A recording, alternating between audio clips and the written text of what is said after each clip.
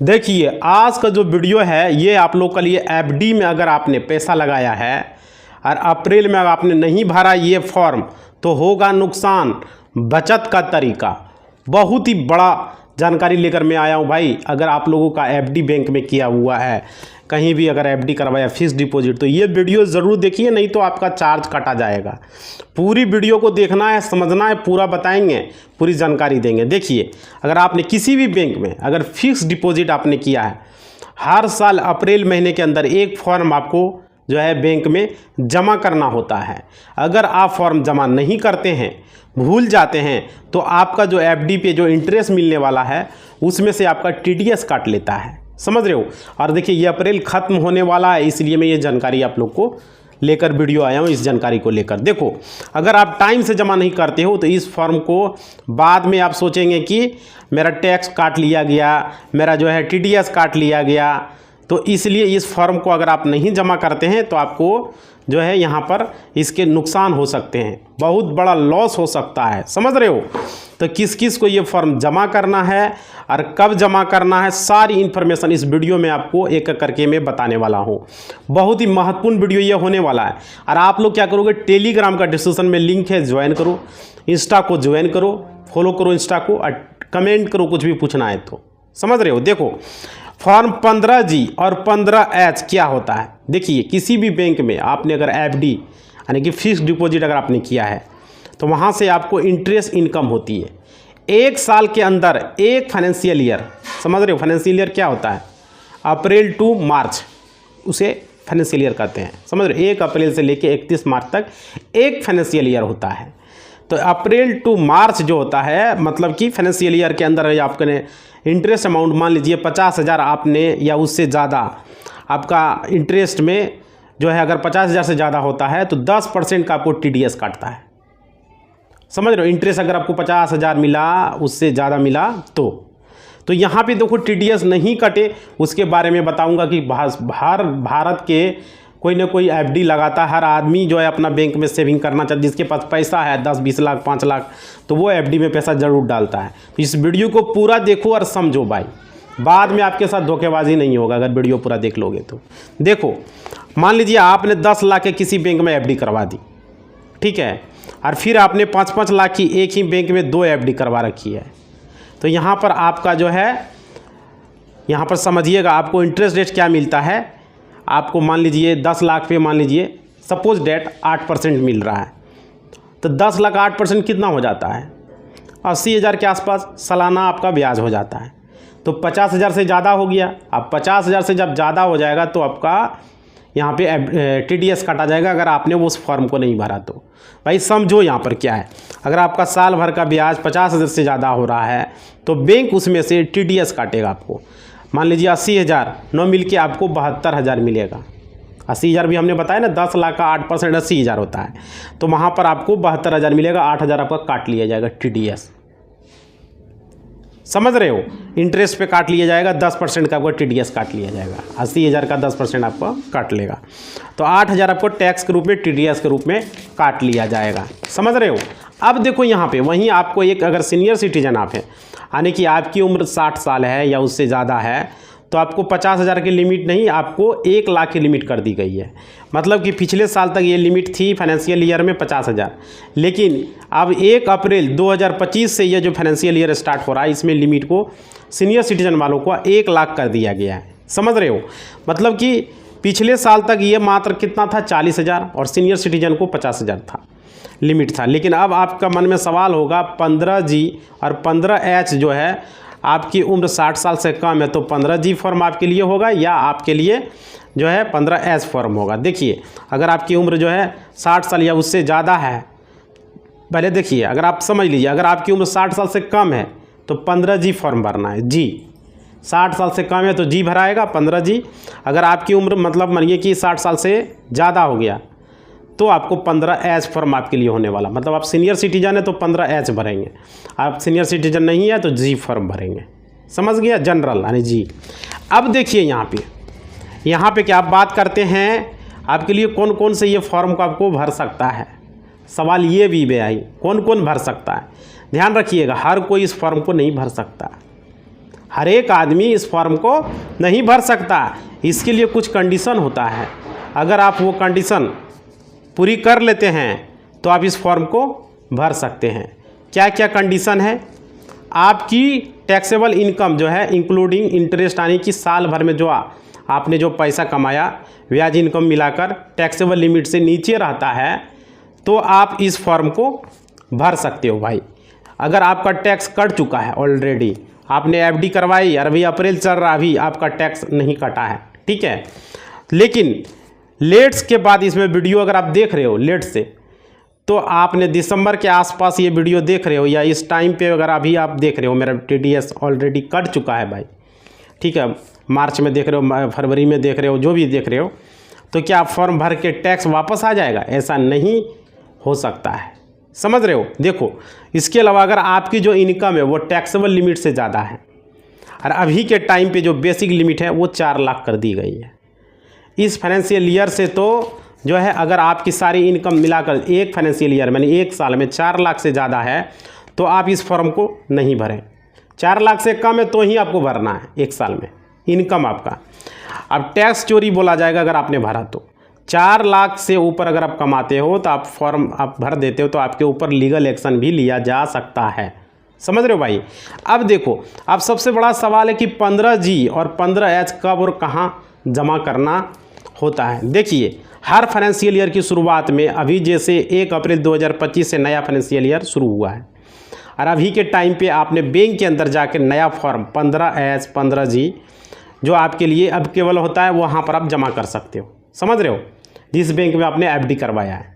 अब देखिए, अप्रैल महीने में ही ट्राई करें, हो सके आपके ये पहले दूसरे तीसरे चौथे जो भी हफ्ते हैं ट्राई करें, जिससे कि आपका किसी भी अकाउंट के ऊपर टीडीएस न कटे।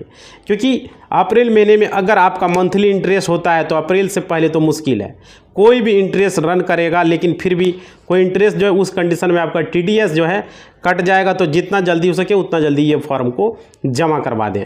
आप देखिए, अगर आप कंडीशन वगैरह सब कुछ फुलफ़िल कर लेते हो और लेट से आप फॉर्म जमा करते हो 15G 15H जो भी है करते हो तो आपके इंटरेस्ट में टीडीएस काट लिया जाएगा और टीडीएस को वापस लेने के लिए आपको ITR फाइल करना पड़ेगा। आप देखिए, पिछले साल का अगर आपका कोई टीडीएस कटा हुआ है, आप खुद से अपनी ITR फाइल कर सकते हो और बैंक के अलावा आपकी फ़िक्स डिपॉजिट NBFC में हो सकती है, समझ रहे हो भाई।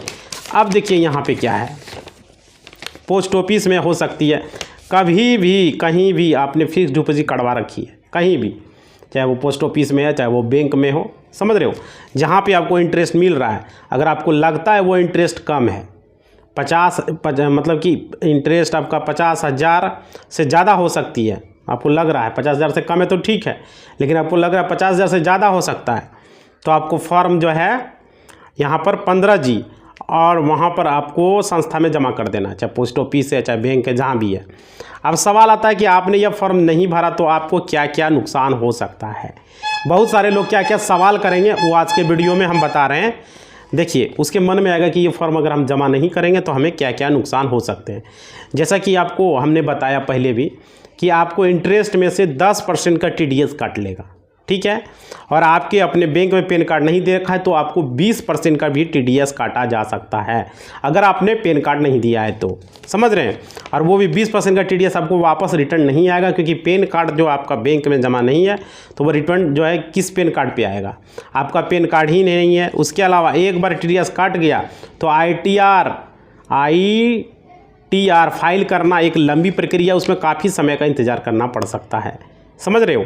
और वो रिफंड आने के लिए आपको अप्रैल महीने का कोई भी टीडीएस कटता है ना, तो अब तो इसमें आपको 15 महीने से ज़्यादा का समय लग सकता है, क्योंकि अभी का जो टीडीएस रिटर्न आएगा अगले साल के जुलाई के में, तो आप कैलकुलेट कर सकते हो, मतलब इस साल का अगले साल जुलाई में आएगा, तो 15 महीने, समझ पा रहे हो। तो ये है। और अगर आपको टीडीएस से बचना है कम तो समय से आप इस फॉर्म को फाइल कर सकते हो, लेकिन हाँ 4 लाख से कम इनकम है तो आगे साल में। आगे देखो, अब बात करते हैं 15G बैंक एफडी टीडीएस से रिलेटेड, ठीक है। देखिए, रिलेटेड कुछ 15 से 20 ऐसे सवालों का जो मैंने आपको इकट्ठा करके यहाँ पर कवर करने की कोशिश किया है कि सबसे पहला फॉर्म 15G और 15H कौन कौन भर सकता है। सबसे पहला सवाल है भाई, समझो। यहाँ पे 15G जो है वो 60 से कम उम्र वालों के लिए है। 15H जो है यहाँ पर आपका 60 से अधिक उम्र वालों के लिए, जिनकी सिटीजनशिप वो है वो भर सकते हो, सीनियर सिटीजन जिनको जो है। और देखिए 15G 15H भर सकता है। मैं आपकी सैलरी इनकम तो नहीं, सैलरी इनकम का TDS कटने से बचाया जा सकता है इस फॉर्म को भरने पर, समझ रहे हो। यह केवल बैंक FD के इंटरेस्ट या फिर EF से कोई भी आपका कंट्रीब्यूशन जो है विड्रॉल कर रहे तो उसके लिए भी वैलिड रहता है। तो अगला सवाल यह है, मेरी इनकम टैक्स दायरे में नहीं आती तो क्या मैं 15G और 15H भर सकता हूँ?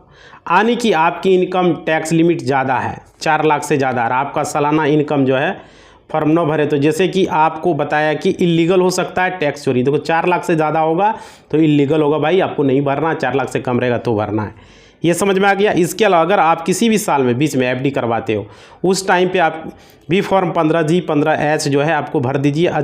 मान लीजिए आज आपकी बैंक में 10 लाख की FD है तो आज आप 15G 15H जमा करके आ गए, कुछ समय बाद 3-4 महीनों 5 महीने में आप अपने नई FD करवाए तो उस टाइम पे भी आपको 15G और रिवाइज़ करवाना है, दोबारा से आपको भरना होगा, समझ रहे हो। अब देखो, क्योंकि अभी तक आपकी 10 लाख की FD के हिसाब से आप डिक्लेरेशन दे दिए, आने वाले में आपकी FD 15 लाख की हो गई क्योंकि आपने नई FD करवा दी, तो वहाँ पे आपको डिक्लेरेशन फीसें देनी है। 15 लाख की FD पे भी मेरी इंटरेस्ट इनकम मिला के नीचे रहेगी तो TDS न काटे, वरना उस टाइम पे आपका TDS काट सकता है, समझ रहे हो। अब देखो 15G 15H ऑनलाइन भर सकता हूँ क्या मैं? आप आज के इस टाइम में मोस्टली सभी बैंक आपको इंटरनेट बैंकिंग, मोबाइल बैंकिंग या फिर ईमेल के तरीके से भी आपका सुविधा देते हैं, तो आप ईमेल पर भी बैंक को भेज सकते हैं। अगर नहीं भेजते हैं तो आपको ऑफलाइन जाना पड़ेगा ब्रांच में, समझ रहे हो। इसके लिए आपके पास सर्विस है, ऑनलाइन आप चेक कर सकते हो। मोस्टली सभी बैंकों के सर्विस है। 15GH एक बार भर के हर साल भरना ज़रूरी है। अगर आप FD 5 सालों की है तो आपको हर साल भरना पड़ेगा। जितना साल के लिए FD है उतना साल के लिए आपको भरना पड़ेगा। अब देखो, अगर आप FD 1 साल के लिए है तो 1 साल के बाद आपको FD मैच्योर हो रही है तो आपको सारा का सारा पैसा आपको मिल जाएगा। उस टाइम पे आपको भरने की ज़रूरत नहीं है। अगर आप मैंने फॉर्म 15G 15H नहीं भरा होगा, जैसा कि आपको बताया, अगर आपका इंटरेस्ट 50,000 से ज़्यादा हो जाता है सालाना तो बैंक इंटरेस्ट में से 10% का TDS काट सकता है। इनकम बता रहे 50,000 से ज़्यादा होता है तो, समझ रहे हो। अगर आपने बैंक में पैन कार्ड नहीं दिया तो 20% का आपका TDS काटा जा सकता है। क्लियर। अगर अगला सवाल है, अगर बैंक ने TDS काट लिया और मेरी इनकम टैक्स दायरे में नहीं आती है तो उस कंडीशन में आपको फॉर्म 15G 15H देना चाहिए। अगर आपने नहीं दिया तो आपको ITR फाइल करके ही पैसा वापस मिल सकता है। क्लियर। आगे देखिए, क्या मुझे हर साल FD के लिए अलग अलग फॉर्म 15G 15H भरना पड़ेगा? अलग अलग FD के लिए तो नहीं, एक टाइम पे आपकी 6 FD एक्टिव है और अभी भी बैंक में अभी 6 FD के लिए आप एक ही फॉर्म भरना पड़ेगा, समझ रहे हो। लेकिन अब नई FD ओपन करवाते हो तो उस कंडीशन में आपको दोबारा से फॉर्म आपको भरना पड़ेगा, लेकिन फॉर्म एक ही भरा जाएगा, वो पुराना वाला फॉर्म इनवैलिड हो जाएगा जो पुराना फॉर्म आपने भरा है। जैसे ही आप नया भरते हो और अभी जो फॉर्म आप भरेंगे वो 1 साल के लिए रहेगा, इस फाइनेंशियल ईयर के लिए। अगले अप्रैल आपको फिर से फॉर्म 15G 15H भरना होगा, समझ रहे हो। फॉर्म जितना साल के लिए भरोगे उतने साल 1 साल के लिए ही रहेगा। क्या अगर मेरी उम्र 59 साल है, अगले साल 60 साल का हो जाऊंगा तब मुझे कौन सा फॉर्म भरना होगा? आप 59 के हैं तो वो फॉर्म भरिए। अगले साल 1 अप्रैल के टाइम पे आपका उम्र 60 हो जाएगा तो 15H भरिए और अभी 15G से आपका काम चला दिया जाएगा, समझ गया। क्या अगर मेरी FD जॉइंट अकाउंट में तो 15G 15H कौन भरेगा? देखिए, जिसके नाम पर इंटरेस्ट आ रहा है उनको भरना है। जॉइंट अकाउंट है 3 4 5 6 जो भी है भाई वो कर सकता है। अब देखिए, मतलब सही है क्या NRI फॉर्म, जो NRI है, जो दूसरे देश के लोग हैं, 15G 15H भर सकता नहीं। केवल रेसिडेंट के वाले ही कि ये सुविधा NRI फॉर्म नहीं भर सकते हैं, मतलब इंडिया के जो लोग हैं उसके लिए ये है। आगे देखिए, आगे क्या बोल रहा है, अगर मैंने पिछले साल 15G 15H भरा तो इस साल भी भरना पड़ेगा। हाँ, हर साल आपको भरना पड़ेगा। यही मेन ऑब्जेक्टिव है इस वीडियो को अप्रैल के अंदर बनाने का। समझ रहे हो जो हमने बनाया अभी वीडियो। क्या बैंक खुद बताएगा कि मेरे को फॉर्म 15G 15H भरना? नहीं भाई, बैंक ऐसा इन्फॉर्मेशन नहीं देता। आज के टाइम में कुछ कुछ प्राइवेट बैंक आपको इन्फॉर्मेशन दे सकता है। पिछले काफ़ी दिनों से देखा है मैंने, मेल आ रहे हैं बैंक की तरफ से, फॉर्म 15G 15H भरना, अप्रैल के पहले हफ्ते में भर दे, आपका इन्फॉर्मेशन दे रहा। बहुत अच्छी बात है। नहीं भी दे रहा आपको इन्फॉर्मेशन तो आज ही जाकर आप फॉर्म 15G 15, बैंक हो सकता है नहीं भी दे, सरकारी बैंक आपको पता ही है, समझ रहे हो, प्राइवेट भी नहीं दे, तो आप अपने मन से जाके भर सकते हो। किसी किसी को आता है, किसी किसी को नहीं आता है। आगे देखिए, क्या मैं साल के बीच में 15G 15 जमा कर सकता हूँ? मुझे इससे पहले जो आपका FD पर TDS कट चुका है उसके लिए भी ये फॉर्म वैलिड होगा, लेकिन आने वाले टाइम में आपका FD में से TDS न कट हो, इसके लिए आपको ये फॉर्म वैलिड हो जाएगा। आगे देखिए, क्या मेरी FD 1 लाख से कम की है तो क्या मुझे 15G 15 भरना पड़ेगा? ऐसा सवाल भी आप लोग का आता है मेरे पास। ठीक है, जैसा कि मैंने आपको बताया, वैलिड होता है इंटरेस्ट के ऊपर। FD कितने की है उससे कोई फ़र्क नहीं पड़ता। FD 1 लाख की कराओ या 20 लाख की कराओ, इंटरेस्ट अगर आपका साल भर का 50,000 से ज़्यादा हो रहा है तो आप इस इंटरेस्ट 50,000 कब होगा? इसका एक सिंपल सा एग्जांपल है। मान लीजिए आपको ये 5-6 लाख की FD है, ठीक है, आप 8% करवाओ तो आपको यहाँ पर इंटरेस्ट लगभग 50,000 बनेगा। अब आप 6 लाख से कम की FD पर 8% से कम ब्याज है तो आपको 15G 15H फॉर्म भरने की ज़रूरत नहीं है, अगर 50,000 से कम है तो। समझ गया भाई? ये चीज़ें हैं आप लोग को। देखो, एक एक चीज़ हम बता रहे हैं वीडियो में। थोड़ा सा वीडियो को लाइक करोगे जिससे हमें मोटिवेशनल मिलेगा। पूरा क्लियर करेंगे आज का वीडियो में। देखिए आगे का वीडियो में क्या है। अगर आपकी FD 6 लाख या उससे ज़्यादा है, फिर आपका ब्याज जो है 6 लाख है तो उसका जो है परसेंटेज 8% है। मान लीजिए अगर आपका FD 6 लाख या उससे ज़्यादा है, फिर आपका जो है ब्याज 6 लाख 8% से ज़्यादा है तो 5 लाख की FD है और 9% का ब्याज है, तो भी आप देखेंगे लगभग 45 या 47,000 के आसपास आपका ब्याज बनेगा। तो इस केस में आप नहीं भरेंगे तो आपका काम चल जाएगा। मतलब 50,000 से कम आपका इंटरेस्ट हो रहा है, समझ रहे हो, तो वहाँ पर आपको नहीं भरना है। 50,000 से ज़्यादा होगा तो आपको ये 15G 15H फॉर्म भरना पड़ेगा। समझ रहे, जैसे 6 लाख से ज़्यादा वाला पर हमने बताया। अब आगे देखिए, 1 लाख की अगर FD आपकी है, 2 लाख की आपकी FD, इससे मैटर नहीं करता, इंटरेस्ट से मैटर करता है कि सीनियर सिटीजन की लिमिट इस साल 1 लाख कर दी गई है और बहुत ही अच्छा स्टेप है सरकार की तरफ से। यहाँ पर आप कंसीडर कर सकते हो कि अपने अमाउंट को देख सकते हो कि लगभग 12 लाख की FD है 8% की ब्याज पर और 1 लाख आपको ब्याज देगी, तो उस पर आपको कंसीडर कर सकते हो 12 लाख तक की FD पर भी आपको TDS नहीं कटेगा भाई। समझ रहे हो? अब देखो, इसके अलावा क्या मेरी FD 5 साल की है तो क्या मुझे 5 साल हर साल भरना पड़ेगा फॉर्म? जी हाँ, हर साल आपको फॉर्म भरना पड़ेगा। अब देखिए, अप्रैल के अंदर क्या मैं 1 से ज़्यादा बैंक में FD करवा सकता हूँ? हर साल हर जगह फॉर्म जो है 15G 15H देना पड़ेगा। हर बैंक में आपको कंसीडर करना पड़ेगा। वहाँ पर आपको इंटरेस्ट कितना बन रहा है, अगर मान लीजिए 50,000 से कम है तो कोई दिक्कत नहीं है। 50,000 से अगर ज़्यादा है तो फॉर्म 15G 15H आपको बैंक में जमा करना पड़ेगा। क्लियर? क्या अगर मेरी उम्र 60 साल हो जाए लेकिन मैं नौकरी नहीं कर रहा हूँ, मान लीजिए नौकरी भी कर रहा हूँ, ठीक है, तो क्या मैं फॉर्म 15G 15H भर सकता हूँ? नौकरी वाले सवाल पूछ रहे हैं। कोई दिक्कत नहीं है, बस आपको वो देखना है कि आपकी इनकम जो है वो 4 लाख के नीचे रहनी चाहिए नौकरी करने वालों को। समझ रहे हो? क्या मेरी इनकम साल के बीच में बढ़ जाए, टैक्स के दायरे में आ जाए, तो कुछ लोगों का सवाल है कि अभी आपकी इनकम मान लीजिए 2.5 लाख है, लेकिन 3-4 महीनों के बाद आपकी इनकम 5 लाख हो जाती है। तो देखिए, उस केस में आपको चॉइस है कि आप बैंक को बताना चाहेंगे कि मेरी इनकम बढ़ गई है, अब मेरा वो फॉर्म 15G जो जमा करा हुआ था उसको कैंसिल कर दो, तो आपका चॉइस है। अगर नहीं भी कर बनाते हो तो कोई दिक्कत नहीं है, क्योंकि जिस समय क्योंकि जब आपने फॉर्म जमा किया उस टाइम पे आपकी इनकम सही थी तो वो वैलिड होता है। बाकी TDS कटेगा, कोई दिक्कत नहीं है, नहीं कटेगा तो उसमें भी कोई इशू नहीं है, आने वाला है। अगर मेरी FD पोस्ट ऑफिस में है तो क्या मैं वहाँ भी 15G 15H फॉर्म को भर सकता हूँ? देखिए, हाँ, आप फॉर्म 15G 15H वहाँ भी देना पड़ेगा। देखो, सवाल भी है जवाब भी है भाई। क्या फॉर्म 15G 15H जमा करने से पूरी तरह से मैं टैक्स से बच सकता हूँ? नहीं, यहाँ पर केवल TDS से आप बच सकते हो भाई, टैक्स से नहीं। समझ रहे हो? टैक्स से बचने का अभी आपका जवाब तो वो है इनकम टैक्स आपकी वो स्लैब लिमिट देखी जाएगी, वहाँ पर देखा जाएगा। यहाँ पर आपका TDS जो है नहीं कटेगा, आपको ITR फाइल तो करने का झंझट नहीं होगा। समझ गए? अगर आपकी इनकम 2.5 लाख है, 4 लाख से कम है, तो आपको ITR जो है झंझट में नहीं जाना है। अगर TDS कट जाता है तो एक बार फिर आपको ITR फाइल आपको करना है, बहुत लंबा प्रोसेस होता है। देखिए, क्या फिक्स डिपॉजिट के अलावा म्यूचुअल फंड के शेयर बाज़ार पे भी ये फॉर्म एप्लीकेबल होता है? तो नहीं, केवल FD के लिए होता है ये फॉर्म। अगर गलती से बैंक ने TDS काट लिया तो मैंने फॉर्म 15G15H भर दिया तो क्या मैं करूं? देखिए, ये वाला केस बहुत इंपॉर्टेंट है। काफ़ी लोगों का सवाल आता, सर हमने FD कराई थी, बैंक में फॉर्म 15G15H भी दिया, लेकिन वो फिर भी बैंक ने TDS काट लिया, तो ऐसे केस में आपको क्या करना होगा? देखिए, जितने भी प्राइवेट बैंक है वो वहाँ पर आपको रिलेशनशिप मैनेजर मिलता है, उसका ईमेल ID देख सकते हो, अपने आसपास पे भेज सकते हो, और आप फॉर्म 15G15 अपने बैंक में जमा किया है, वहाँ पर जाके अपना बैंक से एक्नॉलेजमेंट मांग सकते हो। समझ रहे हो?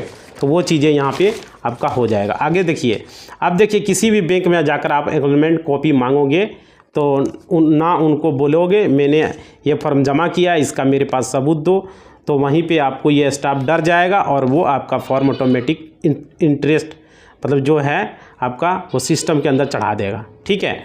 अगर आप बैंक में गए, फॉर्म पकड़ा गए मान लीजिए, तो बैंक वालों ने भी ऐसे इग्नोर करके कहीं फेंक दिया, सरकारी बैंक में ऐसा होता है, तो वो आपको फॉर्म उन्होंने सिस्टम पे चढ़ाया नहीं तो कभी दिखा दिया, 5-10 दिन बाद में उनका मन करा तो सिस्टम में चढ़ा दिया, नहीं किया मन में तो वो आप पे TDS कटने लगेगा।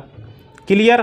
तो आपको पता ही नहीं है, आप सोच रहे होंगे कि मैं फॉर्म जमा करके आया हूँ, तो इस केस में आपको क्या करना? देखो, बैंक का ब्रांच का ईमेल ID अपने पास रखिए, उस पर ईमेल कर दीजिए, कोई रिलेशनशिप मैनेजर है उस पर पता कीजिए, एक बार फॉर्म देकर आइए, 10-12 दिन बाद दोबारा ब्रांच में पता कर लीजिए कि मेरा फॉर्म सबमिट किया गया या नहीं किया गया। समझ रहे हो भाई?